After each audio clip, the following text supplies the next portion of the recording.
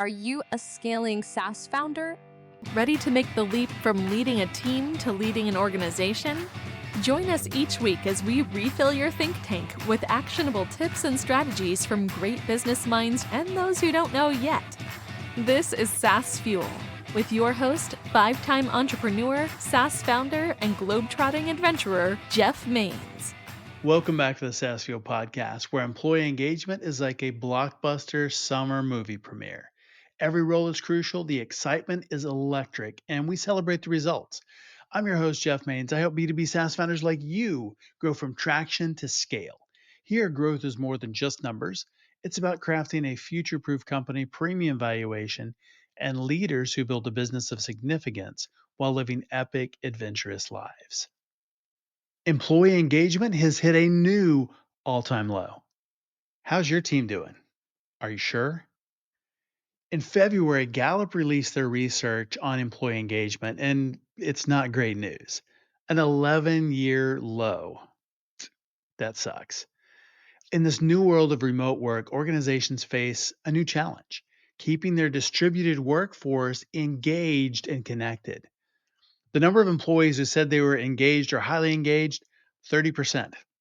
Think about that. 2 out of 3 quiet quitting, disengaged, and looking, or worse, maybe disengaged and staying put. It's clear traditional engagement strategies are no longer enough. And the last thing we want are people staying who are just completely disengaged and checked out, or maybe worse, key team members leaving. That hurts. Don't get blindsided. Despite the overall downward trend in negative news, there are some top performing organizations that are bucking the trend and maintaining engagement levels up to 70%. And you might think that's just twice as much. But when we take out the mushy middle and really focus on those that are really engaged versus the ones that are not engaged, it's 14 to 1. 14 engaged to every one disengaged. And that is 7 times the national average. So it's not just double, it's way more than that. So which side do you want to be on? And I want to be on that side where you have a lot more engaged people. So let's talk about how they're doing it. And I'll link the full study in the show notes. Of the employees who were less engaged in their work, that number was 4.8 million in this study. Compared to a year ago, 4.8 million are saying, yeah, we're less engaged. The drops in engagement were most pronounced among younger employees, like under 35, those who work exclusively on site, and those must be an unhappy bunch, the return to office crowd. But hold on, think again. Hit just as hard are those who work exclusively from home. And I'll tell you, that really surprised me, but it actually fits what we've experienced as a company. Without that daily face to face interaction, remote employees can feel like they're disconnected from their colleagues and the organization as a whole. This sense of isolation combined with blurring of work life boundaries, you've probably experienced that. I know I do. Yeah, that leads to decreased motivation, productivity, and sometimes less job satisfaction.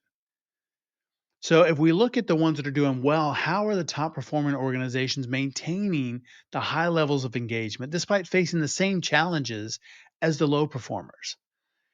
And they've embraced the following strategies. One is they have created intentional hybrid work environments. Organizations have designed hybrid work policies that fit their unique cultures. It's not just a one size fits all, but it's also not either or. It is both and. So it's not just remote, it's not just in office, it's both. And they provide clear expectations and guidelines supported by managers who balance flexibility with accountability. And I think that's really important that we think about both of those together, not in isolation. But by offering the right mix of in office and remote work, they foster a sense of connection and belonging that is unique among their distributed teams. And those could be domestic or international. The second commonality we see is they're investing in robust onboarding programs. And this was another one that shouldn't be a surprise, but it's just not something that I'd thought about this way. And it's really recognizing the importance of a strong start.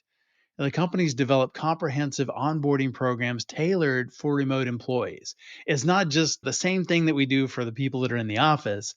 This is something that is specifically designed for remote.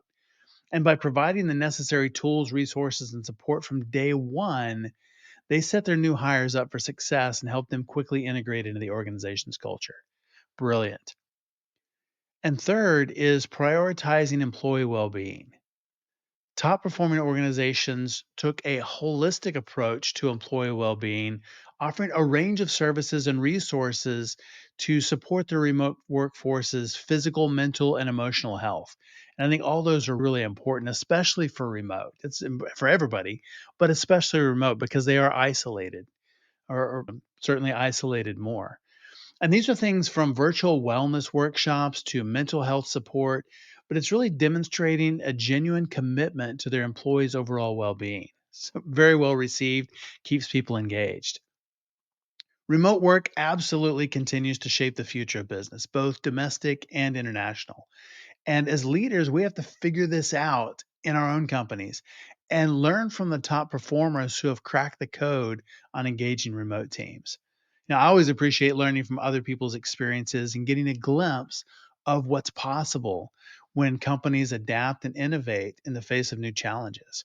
And we face those all the time as leaders.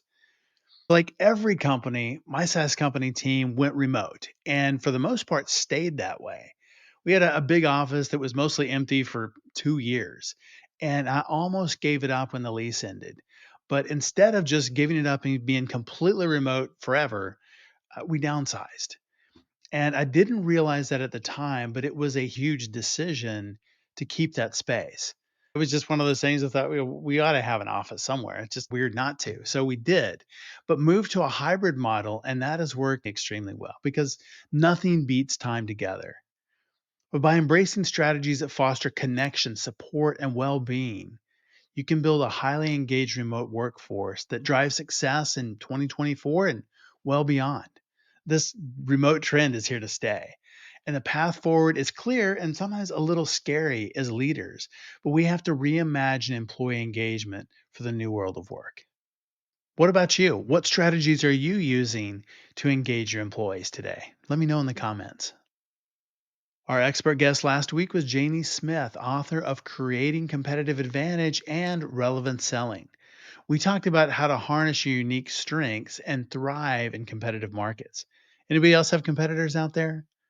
My big aha moment was how often what we think is a competitive advantage is far different than what our clients actually value. Are you in that boat? Hundreds of other companies didn't think so either, but they were. So great insights from that episode. Loved having Janie on. And our founder last Tuesday was John Miller, founder of Scribewise. They are revolutionizing B2B marketing with a bold approach that champions courage over conformity. We talked about courageous marketing and unique ways to stand out in a crowd. If you missed either one of those episodes, go back and give them a listen. Lots of good stuff there.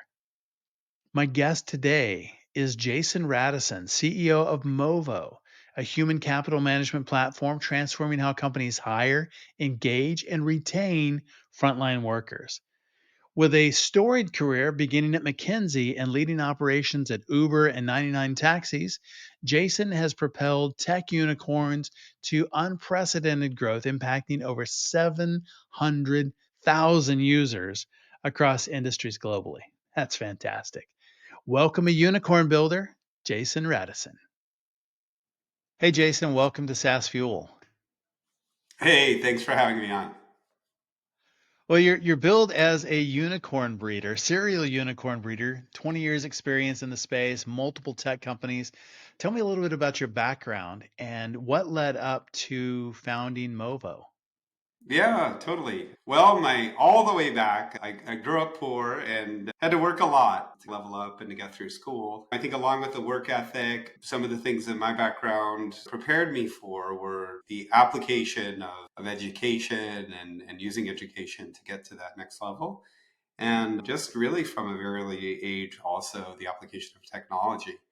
And I think my general approach to technology is what's a big problem in the world? Where's some technology that's stable enough and impactful enough that I can apply into that problem.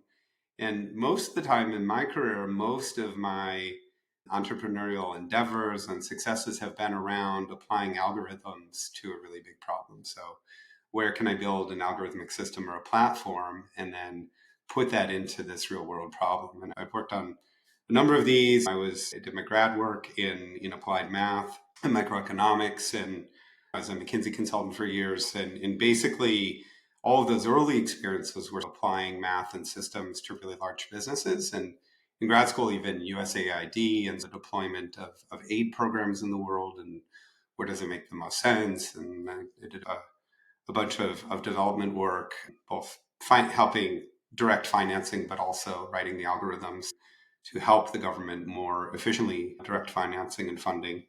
Same thing in McKinsey. And in McKinsey, my customers were these really large companies that were doing these mergers and basically trying to clean up afterwards. And fast forward to the gig economy, and my role in the gig economy is not only doing that, you take a big part of the economy, be it the restaurant business, or be it the taxi business or ground transportation business, and you basically put an algorithmic platform into that space, and miracles happen. Things become 50% more efficient. When you start doing that across millions of workers on a daily basis, the efficiency gains are just tremendous, and the value creation is tremendous. And I think along the way, you do enough of this work and your pattern matching starts to kick in. One of those big sort of patterns is what kinds of algorithms work where. We all stand on the shoulders of American Airlines on a number of things. American Airlines was really pioneering in yield management and what's called revenue management out there, which is basically real-time pricing of an airline seat and real-time utilization of an airplane. And you can see that DNA across all different parts of the internet and the mobile internet these days. And then if you go industry by industry and consumer, we applied all kinds of algorithms and techniques to everything from yielding a homepage, so what consumers see on a homepage, to recommender systems for articles and things like that, and social media, a bunch of the different sort of graph algorithms and collaborative filtering algorithms that are available on social media platforms. All of those different technologies have tremendous impact when somebody is on one of those platforms. What was really interesting with the gig economy for me is it started becoming, you could see how you could affect millions of workers in real time out there in the world. The idea for Movo was simply to take that same style algorithmic platform and apply it to large companies, and specifically large companies with their own employees. If somebody's out there who's employing 40,000 nurses, why shouldn't they have the same frictionless employee experience that the gig economy provides? Why can't we take that technology to normal W-2 employees and help not only make things more efficient and more productive for their employers, and hopefully get a 10-20% increase in productivity and efficiency on their payroll expenditures, but also make it just cooler, more modern, and more flexible for the workforce. And so that really has been the mission, and we're working across multiple verticals, multiple countries at this point with our early clients who frankly have been workforce constrained, have had big frontline worker problems, issues that they've been working through, most dating back to before the pandemic. And we're now in this more advanced stage of it where I think a lot of people have said, we're never going back to having tons of workers to choose from. It's always going to be with declining populations and increasing needs for frontline workers. It's going to be very constrained, at least for the foreseeable future, until we have Jetson-style robots that take over for frontline workers. We're going to be stuck with it. We're going to be stuck with this very constrained environment. The gig economy is really interesting. You spent time at Uber, 99 Taxis in Brazil, Rappi, and it's all this in a number of different ways. And now with Movo, brought that forward. And so it's, like you said, W-2 employees have the same options. Tell me about that. How does that work in a W-2 environment where you have employees, but it feels like the gig economy? Yeah, totally. So the goal is to create a bunch of bots that sort of just make the whole experience seamless and really valuable. And one of the key metrics we look at is how many user sessions per day we get. And our typical employee is using the app 50, 60, up to 100 times a day. The average is somewhere around 50 times a day. They're doing a number of things there, but the big one that for most people drives engagement and ultimately drives their paycheck is all of sort of the shift selection and substitution, the algorithms and the bots, and frankly, a fairly advanced AI that we have there that's helping to optimize the schedule. And it sounds mundane, but it's one of the trickier problems that I've had to wrap my arms around in the last 20 years, because there's also the human element, right? It's some of it's nuanced. Employees are not perfect substitutes for each other. There are differences in experience, differences in internal training, and things that we have to sort of work through with our clients. That all being said, once you've got a fairly good internal mapping of who can substitute for whom, it really opens up all kinds of doors. And from the employee experience, like one of our magic moments is, imagine you're a nurse and tomorrow you've got to take a kid to the doctor who just has had some kind of emergency. All that you need to do in Movo is apply for the time, submit the time off. And as long as the company has internal substitutes, you don't even have to worry about it. You can decide whether or not you're going to take some PTO or consume some PTO with it, or whether you want it to be unpaid. But none of the supervisor conversation and feeling like you owe somebody a favor or any of those kinds of things. From the flip side, if you're an employee who has some extra bandwidth and wants to earn some extra money, you can jump in and substitute for that colleague. And so the platform, we've got a very unique way of solving the kind of substitution and automatic scheduling problem. We've got a unique way of solving labor forecasting. And frankly, it's when you bring those technologies together, you have this magical experience where, yes, you're a W-2 employee on a fixed schedule, but you have all kinds of flexibility that you didn't have before. We're really seeing not only the increase in efficiency and productivity, we're also seeing an increase in retention and employee engagement, because people finally feel like they have that modern gig style flexibility that they can more or less work. They're on a fixed schedule, but they can take time off, and there's no downside to taking time off. Yeah. And I think you're really solving two problems at the same time. One of those is employee flexibility, which is huge.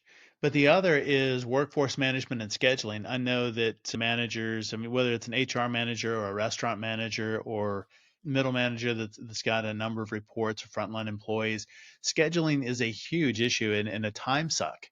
It sure And is. nobody's happy with the schedule Yeah, ever. It yeah. doesn't matter how much time you put into it, what you do. I mean, nobody's completely happy with it. So I Yeah. love that you've really solved both of those, where employees have flexibility, they're empowered, but you've also solved a big problem with workforce management and just the scheduling, and something that probably nobody really just loves to do anyway. And you create some really valuable internal assets, because you create essentially, Facebook talks about their social graph. We were creating the employee graph. We were creating really the cross reference of everybody who can work everywhere within the company. And then one of the things that the AI is keeping track of is who's deployed. So obviously, I can't substitute for you if you're already on the clock, even if Right. otherwise we're signed up or we're aligned to be substitutes for each other. So there's a lot of just real-time flexibility and resiliency built into a system like ours. And fun stuff. And as you mentioned, I mean, from retail to healthcare, I mean, we just hear it all over the place. A large supermarket manager can spend upwards of 50% of their time with the schedule. And it's just so empowering to not have to do that, to be able to take that pretty mundane and very task off of their plate. But that's just one of the AIs and one of the big areas of machine learning that we've been pushing on, a big focus of our roadmap the last couple quarters. There are a couple of other ones in what we call HCM for the front line, human capital management, new school HR platform for the front line. Another really big one is hiring automation. There's uh, obviously many people have built sort of ERPs and different things for recruiters and to empower recruiters. In Sure. our experience, we have a very gig style experience where the employee or the prospective employee downloads the app, which is the white label customized version of Movo for that specific client. And they're able to follow a couple of screens, signing up to be an Uber driver or a DoorDash or a Rappi courier. And in that process, we're hitting the public databases and doing the criminal background check and all of those kinds of things, checking nursing credentials, whatever's necessary. And we're able to get all of the pre-employment onboarding stuff done. And in really mass hiring situations, there's been a lot of change management these last couple of years with our big clients where we're able to generate big classes of high quality inbound where, they're good to go and they can show up for an orientation session on Monday. And there's still room for recruiters to be in the loop and for recruiters to do things, but it's much more the human touch, selling top candidates, helping make a more differentiated first day, first week experience rather than the monotony of following up on candidates, whether or not they submitted a piece of paperwork or something like that. So that experience, I think, that was really one of the first AIs that we built and the foundation of the company. We hired more than 700,000 people in the last couple of years on behalf of our clients. It's been a big part and certainly was a huge focus during the pandemic for our company. Oh, that's really good. Yeah, a lot of challenges in healthcare. And I love the use case of nurse staffing where you can, Right. hey, you've got a pool. And I think that's something that, every hospital, every clinic, it's a challenge all over. And so Right, but you're right. also keeping track of who can substitute for who because they're not just interchangeable. Exactly. And part of what we're automating in another area I think where artificial intelligence can really help is in the identification of people who would benefit from internal cross training and internal upskilling. It's one thing to have people volunteer. It's another thing to say, you would be able to work 20 hours a week more if we only cross trained you on emergency room because that's typically the place with the most variability. And plenty of RNs with otherwise credentials and capabilities to work there, but missing some of the last bit of cross training. There are, I think, just so many possibilities in terms of this sort of our approach to learning and upskilling is very much driven by what are internal needs, internal demand, and where in particular are the low-hanging fruit. Now that this phase in our company, we're really with most of our clients working on these really big levers, low-hanging fruit, as it were. We love task management too. Task management has been one of those problems that I think you speak about the gig economy and people may or may not, it's magical. It just somehow magically happens. I used to be responsible for Nevada as one of my areas in Uber and in my gig economy career. And New Year's Eve, Las Vegas, you might have 400,000 people simultaneously on the platform. And the ability of the platform to distribute hundreds of thousands of bits of work essentially in real time and distribute them across the workforce is just tremendous. And the way we've applied that within Movo is we have a task management task dispatching system that's all geo-aware and geo-audited. So you can distribute field maintenance tasks in real time to 1,000 guys out in the field Wow. and literally see, and it's a different management paradigm. You're watching stuff on live dashboards. You can see if tasks are completed. You can follow up if there's any question about was the right part used? Did that work really happen? Or did that third party really bill us correctly? All the data and the geopings are all available to the team real time. Or if you want to look back and audit anything, you've got all of that geo information. So just also, I think there's certainly a lot of startups that are working on it and have an Asana-like approach and this kind of thing.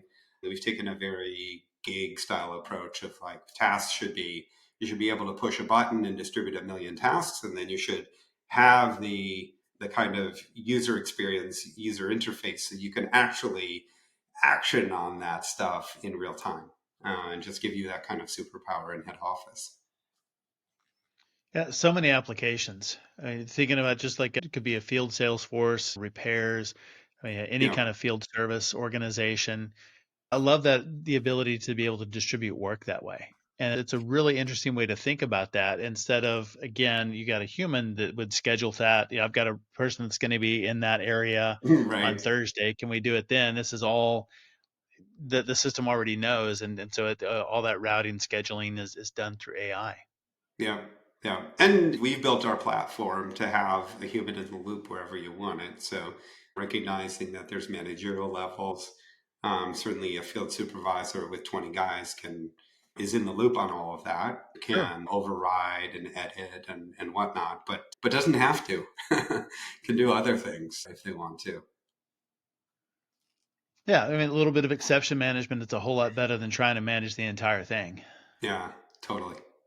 But human in the loop is really important as well. Yeah, So I like that it's that combination of technology and people together. absolutely. And obviously, there's tremendous change management implications. We feel more intuitive and more modern to work this way. But if people are coming from a practice where they manage this with 50 binders and 3 filing cabinets and a bunch of Excel spreadsheets and whatever, it's definitely moving the supervisor's cheese. And we have change management partnerships and help ourselves on the change management side. But ultimately, we feel like this is just the way the world is going, needs to go. And really, one of the last holdouts for technology has been the frontline workforce. And if you look at the latest from McKinsey's and the others about where AI will, and generative AI, speaking of this last year or so of technology changes and impacts, the prognosis is that the front line doesn't get impacted that much from generative AI. And I think largely for this reason, it's not just like us white collar workers working at our desk and able to have a bot who's working with us in text. Their day-to-day job as a nurse, as a field technician or robotics technician or whatever mechatronics role someone may be doing, these different jobs are fundamentally, they're physical in addition to being intellectual. I think that's what sets them apart and why at least Movo we're building the platform to make it all as frictionless as possible and at least take away all the paperwork from being in planning and day-to-day lower value work out of the front line. If you could use some innovation and encouragement from fellow B2B SaaS founders, check out Champion Leadership Group. It is the ultimate resource for SaaS founders and C suite executives to develop themselves, scale their companies, and never walk alone on the journey. We've solved some of the biggest scaling challenges to get your SaaS to 10 million ARR and beyond with on demand fractional C suite team, an operating system that makes growth easy to manage, and operations world class, plus a community of scaling SaaS founders right there with you on the journey. If you're stuck at your current revenue level, this is definitely for you. If you feel like the world's best kept secret, we've got your back. And if you are crushing it already, but know your company has another gear, this is absolutely for you, especially if you're super busy. I hear that all the time.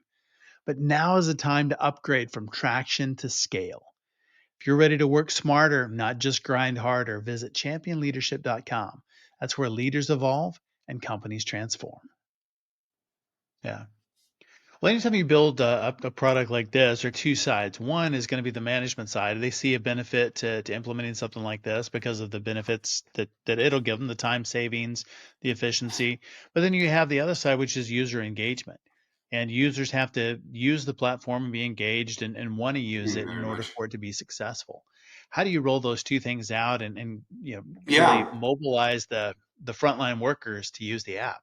I think it's a great question. Another great question. And we thought a lot about it. And I would say part of it was gut. The gut answer is you have to start with the worker. It starts with employees because if you don't have a great mobile app that people love to use all day long, you don't have anything. You'll have the head office system that nobody wants to pick up. So you've got to There are a you've lot got of to those out there. yeah, a lot of those out there, and especially in HR tech, there's a lot of systems that people touch once a quarter because they've got to submit some performance They paperwork. have to. So it was important to us to build a gig style mobile app that people just love and use all day long. And once you can do that, then obviously you start that flywheel, that virtuous cycle of having more and more data that you can support more and more use cases and do more advanced cool stuff with it. So for us, it was really that. That said, I think all of the key, like the true, like magical experiences in Movo today are multi-user experiences. It's a little bit like almost like online gaming in that sense, where it's really cool that multiple people can be handling work items in real time. That's the beauty of the platform, and having it be any device and having it be cloud in real time and all of the enabling technologies that we entrepreneurs benefit from these days. We built them all into Movo. And I think the supervisor, frontline worker, frontline supervisor is a crux of the application, and where really a lot of this stuff happens, and it's just magical. What does it do for the hiring process and specifically the retention process? There's a lot of people jumping around one Yeah. place to another, and it's a challenge for everybody, especially frontline workers. So, how are businesses dealing with that? How does it affect retention? Yeah, I think we're all in the retention business these days. I would say in the pandemic we were all in the hiring business.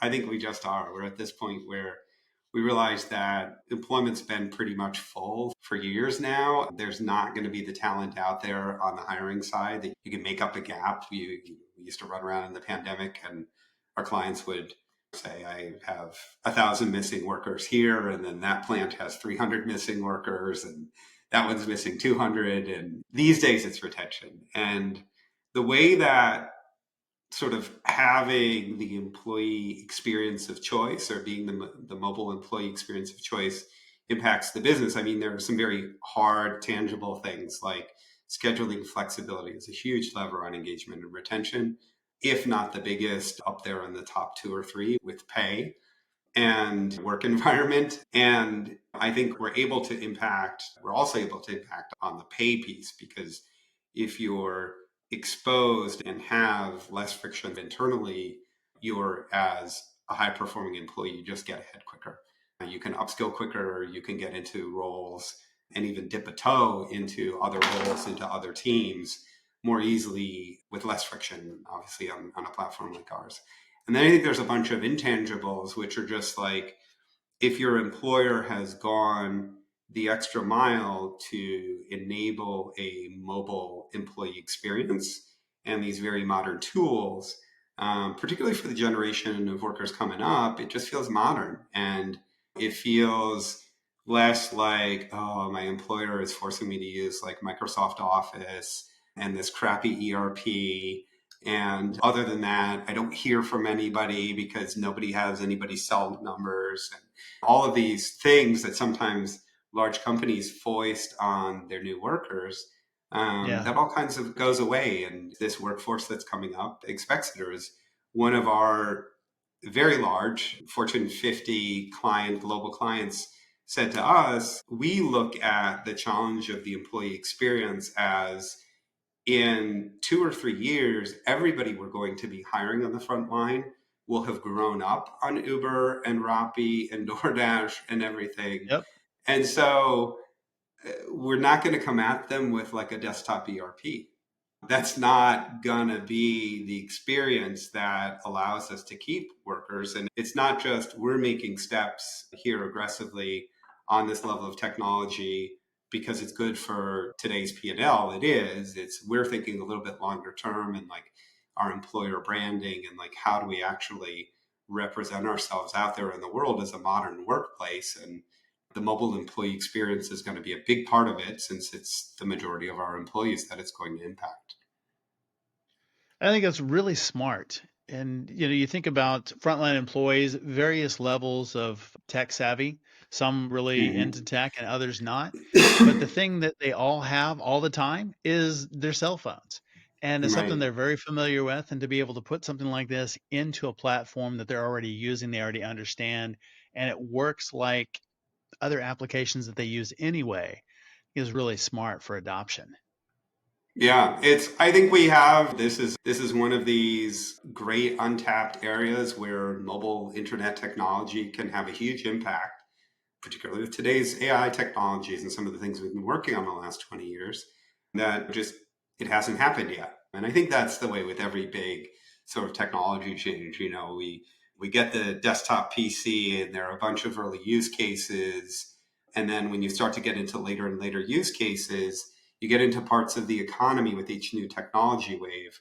Sometimes there can be just tremendous impact. And I think the frontline workforce is one of those last sort of huge impacts of mobile technology. One of the last left in the world anyway. Yeah.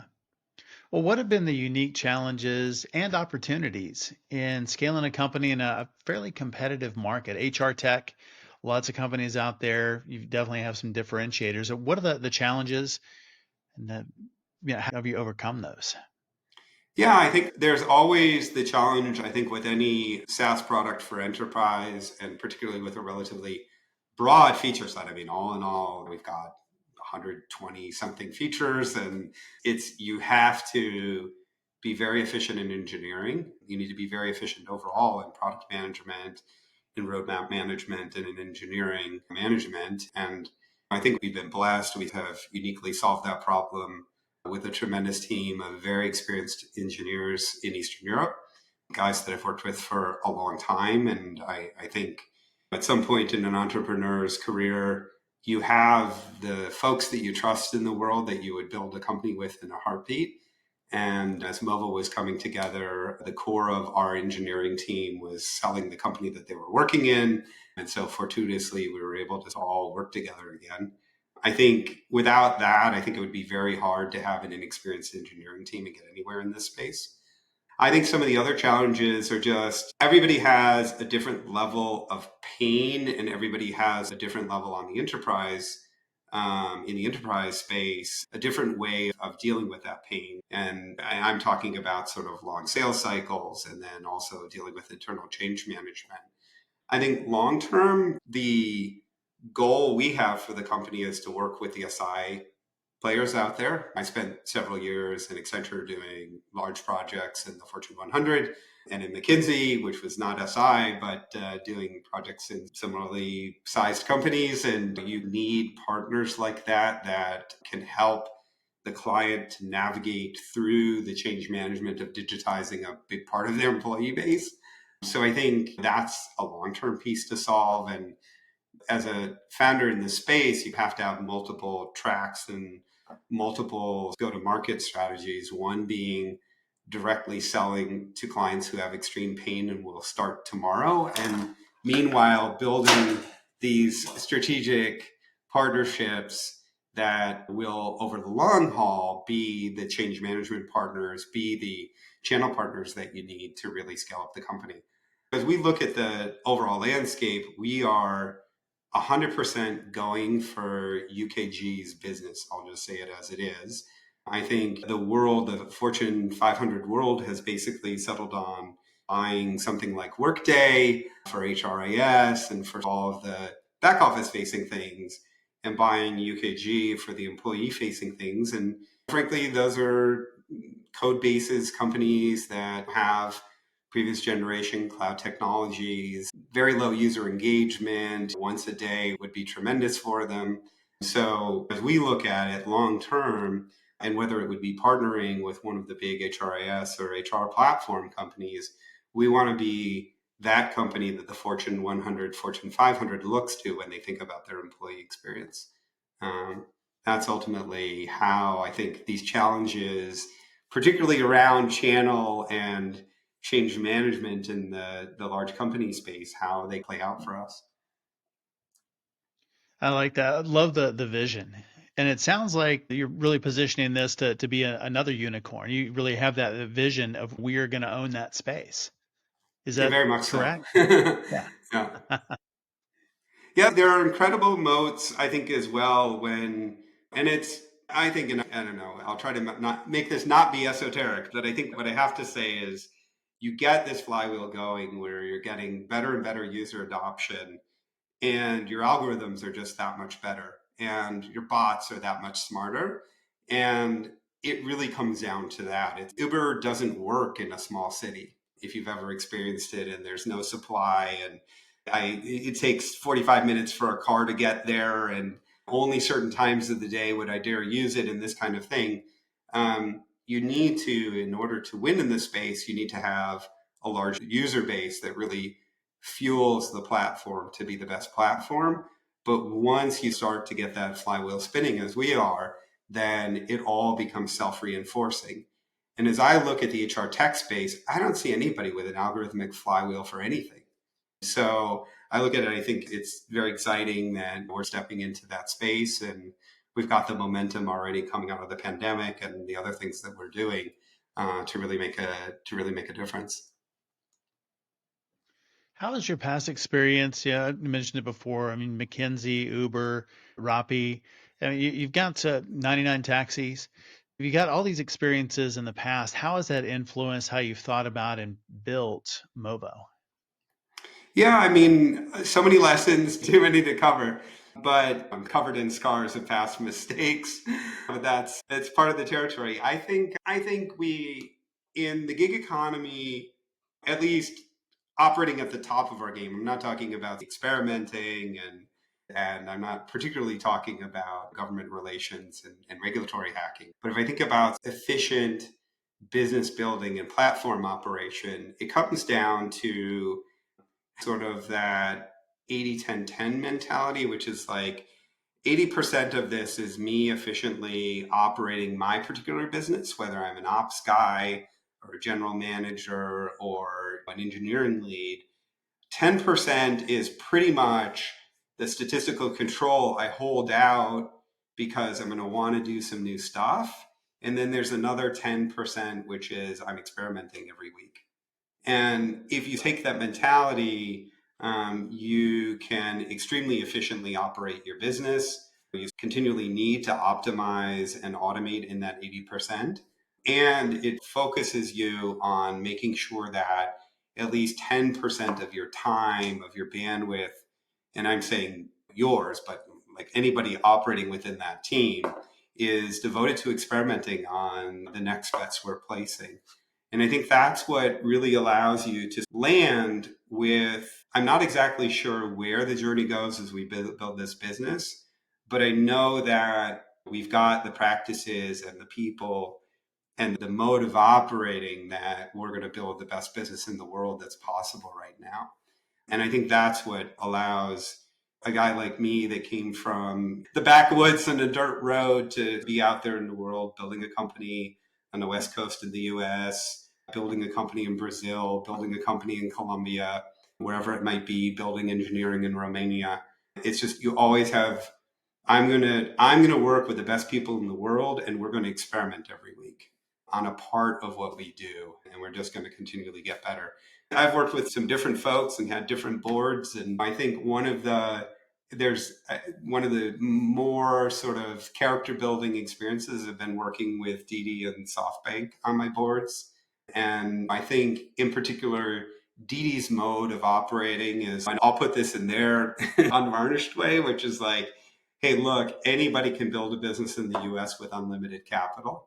But at whatever capital efficiency, who cares? And at Uber, we had capital efficiency exceptionless, where you could just blow the budget out because we were just going to win no matter what. The sort of the Chinese way, or the mainland Chinese way of their version of being extremely efficient in the expansion in the war that we had with them over Chinese cities, was basically like, it all comes down to growth versus burn and your capital efficiency ratio. And the very best business builders in the world are going to get $20 of revenue for every dollar of investor money they burn. Are going to get $30. They're going to get $40. They're going to get $10. They're not going to get $1, or they're not going to get 50 cents of revenue for every dollar of investor money burned in the growth process. So I think that's been a big piece of it, has just been flexing those muscles. And I spoke about pattern matching, as you start to build businesses, recognizing these opportunities for increased efficiency. And I think it drives different day-to-day, week-to-week actions, but it also drives different bets. And I had said for a while about the ride-sharing industry, it's a great business sort of in Brazilian secondary cities. It's not a great business in Sao Paulo. It's actually a great business in Mexican secondary cities too. It's a terrible business in the US. In smaller cities, forget about it. In large US coastal cities, forget about it. We don't have the labor freely available and the kind of unemployment situation that you need for somebody to want to take a minimum wage job with a crazy schedule, or variability with crazy variable income. And Yeah. so as you look at the efficiency problem, I think a big part, and my advice to a lot of entrepreneurs out there is just because your first investor or your existing cap table is pressuring you to build a business in your backyard, you don't have to. And it's worth running some of those experiments to figure out where product market fit is a local thing. So if your product isn't particularly working in San Francisco, who cares? Try it out in Sao Paulo, try it out maybe in Singapore. And I think taking that sort of approach and broader lens is a big part of what ultimately leads to success. And if I look at Latin America and the successes that I've been able to have, and that a lot of my colleagues from 99 and Rappi have been able to have, it's because it's a tremendous market and government is really inefficient. And so an entrepreneur with a new platform, with a new technology is able to come in there and de-Latinize that crazy screwed up governmental process that's holding back the labor market or holding back some distribution channel or some media channel or some other thing. And there's a great opportunity in countries like that to do that. And it may be you have the idea in Berlin and you go and apply it in Thailand. That I think is the world that we're living in. And I think increasingly those are the types of startups that are going to have the best returns. And ultimately in the SaaS space, we should be all thinking about that. The days of there are just endless SaaS models that can come out of Silicon Valley and Utah and Boston and the usual places. I think it's going to be a much more global entrepreneur set and a much more dynamic set of opportunities these next 5 to 10 years. That's really interesting. Yeah, I think you're right about that. The market is continuing to change, and opportunities, international opportunities are just ripe in so many areas. You're seeing a lot of startups in those other countries as well, Yeah. whether they're serving internal markets, or you may have like you said, a company in Germany is now serving a market in Asia. And so Yeah. it's really interesting just how global the economy is become, and how disparate technologies are really making their way to lots and lots of places. They sure are. Yeah. And it's not hard to run these experiments. In the same way you might spend 6 weeks or eight weeks to try out a hypothesis, maybe do a clickable demo if you're thinking about starting a company, talk to some potential clients. That said, it really doesn't have to be your backyard. It could be as you're looking at that value proposition and who is that ICP and what are their pain points and how does this technology sort of in a very differentiated way solve them. That buyer in a different country might be just transformative for your business if you're able to put your finger on it. Sure. Yeah, it's the overlooked and the underserved, and It they're really they're is. all over. Sometimes in your Yeah. backyard, and sometimes across the world, but they're out there for the Yeah. solution. And as an impact entrepreneur, as I consider myself, I think you have more of potential human impact from helping in another country. Now, certainly the scale is very quickly there often in some of these markets. If it's India and you're looking at a market of potentially 1 billion consumers, if you're a Sure. B2C, you start to get into really transformative things. Or we very quickly in our ramp up of peer-to-peer in 99 taxis, we quickly put more than 1 million daily drivers on the platform. And you talk about even in North America, we in ride sharing had tremendous sort of household impact. In the developing world, where people might be living in a much more tenuous situation, even more opportunity for us as entrepreneurs to really move the needle. Yeah. Well, where can people learn more about you and about Movo online? Yeah, sure thing. Definitely our website is the first stop. We've got some great content there and talk about product and a lot of just industry topics. That's it, movo.co, so movo.co. Otherwise on LinkedIn, either our company page on LinkedIn, my personal page on LinkedIn. Those are always the best, easiest ways to get in touch with us. And we'll make sure and link all of that in the show notes. Great. But Jason, great conversation. Thanks for being on SaaS Fuel. Thanks. I really appreciate it. Thanks for having me on. Thanks again, Jason, for coming on the show and sharing your journey and insights. You can learn more about Jason and Movo at movo.co. As always, all links, highlights, resources, and full show notes are available at saasfuel.com. And be sure to check out our YouTube channel as well. There's full episodes, video shorts, training, outtakes, quite a bit more there. And thought leaders share. Another executive who's maybe stuck in a rut. Hey, it happens to all of us sometimes. Share this episode to break their monotony with interesting insights. Everyone who shares this week gets a virtual Voyage passport. It offers remote employees monthly tickets to a virtual reality destination for team building exercises that span global cultures, inspire creativity and unity across time zones. Join us Thursday on our SaaS Fuel Expert Series, where my guest is Barrett King, a top solutions provider for HubSpot. He specializes in strategic partnerships, boosting customer engagement and retention, all while delivering exceptional experiences. And next Tuesday, we have founder James Lawrence. He is founder and CEO of Happy Companies. It is at the intersection of AI and behavioral science and how those can enhance organizational culture, communication, and manager effectiveness at scale. Fits right in with new ways to think about employee engagement. I will see you next time, and as always, enjoy the journey. Thanks for listening to SaaS Fuel. Full show notes for each episode, which includes a summary, key takeaways, quotes, and any resources mentioned, are available at saasfuel.com.